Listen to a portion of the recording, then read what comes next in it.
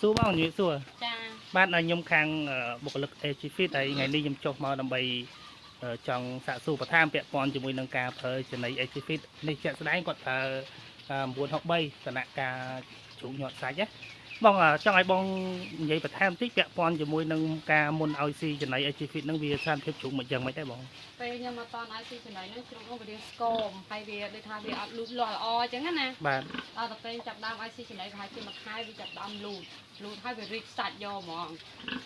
និយាយមកខែហ្នឹងគឺវាមើលទៅប្លែកទៅដល់ប្លែកការមុនហ្នឹងវាស្គមវាអត់សូវមានសាច់មែនចាវាអត់សូវមានសាច់ដូចថាចំណីដាក់ដែរតែវាដូចអត់សូវស្ទុះមិនដឹងណាអូដូចលក្ខណៈជុំចង់ក្រិនណាចង់ក្រិនចាតែដល់ពេលយើងបានឲ្យស៊ីចំណីនេះទៅវារៀងរីកសាច់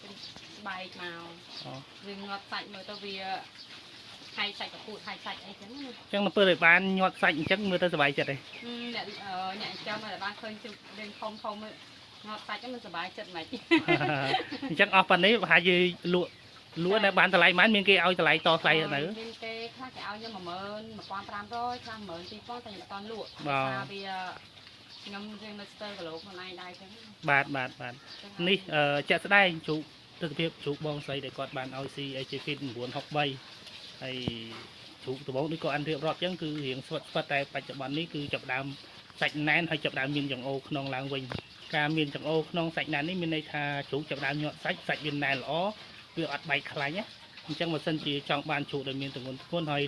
ស្ទុះលឿនអាចងាកមកប្រើ AG-Fit 963បានក្នុងដំណាក់កាលជ្រូកញាត់សាច់ពីហុកដល់លក់បាទអរគុណច្រើនបាទ